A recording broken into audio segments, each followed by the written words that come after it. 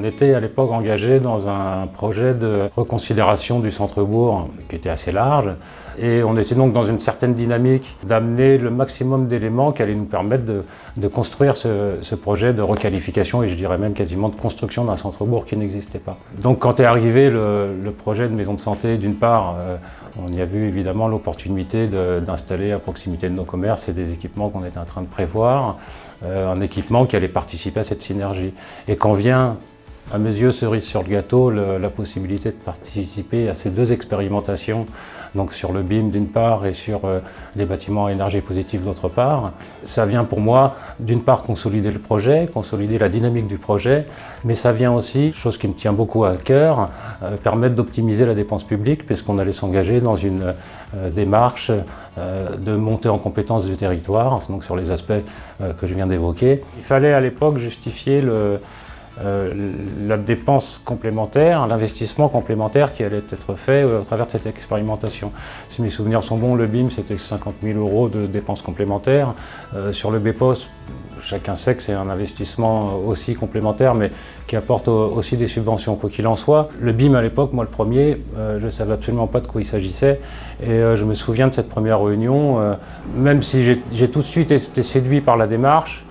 J'ai quand même fait un petit peu l'avocat du diable en me positionnant dans la peau des conseillers de la communauté de communes à l'époque qui allaient devoir délibérer et s'engager sur ce projet. Donc c'est vrai qu'il fallait confronter réellement l'opportunité que ça représentait pour notre territoire, pas simplement pour la commune de Prat, parce que je pense qu'on était vraiment sur un projet d'une dimension territoriale. Quand on parle de montée en compétence des entreprises, quand on parle d'adapter les savoirs qui sont enseignés dans le lycée professionnel, on a nécessairement dans nos territoires cette exigence de monter en compétence si on ne veut pas être à la traîne et si on veut pouvoir suivre les engagements qui doivent être pris et puis qui seront pris de toute façon de plus en plus par les pouvoirs publics.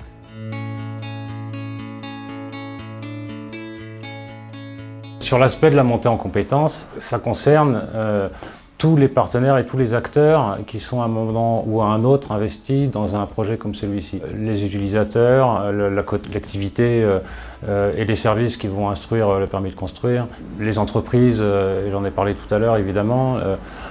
Et sur cet aspect, ce projet a vraiment été l'opportunité pour nous, dans le territoire, de faire participer de manière active l'ensemble de ces acteurs au travers de formations spécifiques sur ces nouvelles technologies.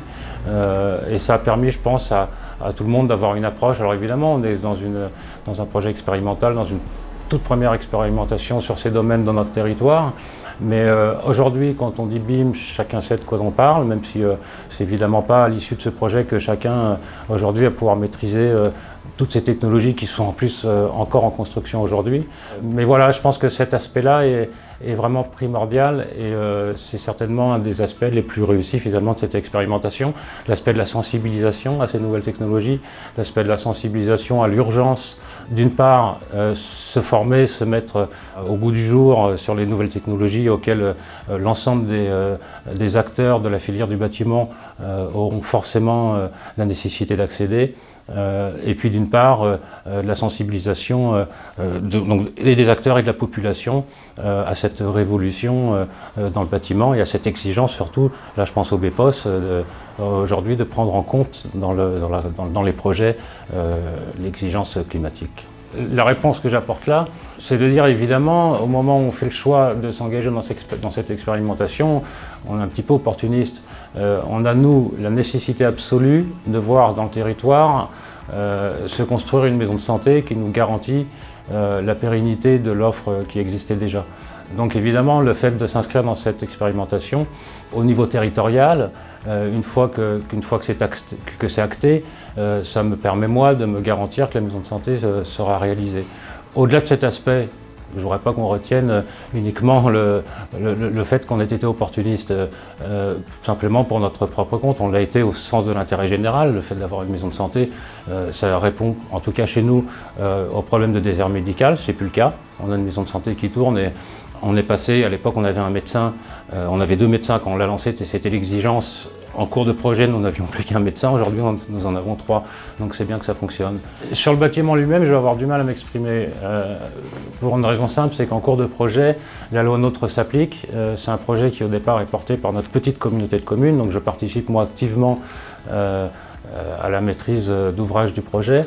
À partir du moment où on fusionne les communautés de communes, c'est une autre équipe qui s'en rempare. Et au-delà de l'aspect politique de la question, surtout politique et au sens de la répartition des pouvoirs, il y a eu une rupture dans l'expérimentation à ce moment-là. Donc il y a eu une rupture dans la temporalité. Pendant un an et demi, les choses ont pédalé. Heureusement, comme c'était multipartenarial et heureusement, comme il y avait des gens très attachés à la poursuite de l'expérimentation, les choses ont pu reprendre et in fine, l'expérimentation s'est déroulée de bout en bout malgré la rupture dont je parlais.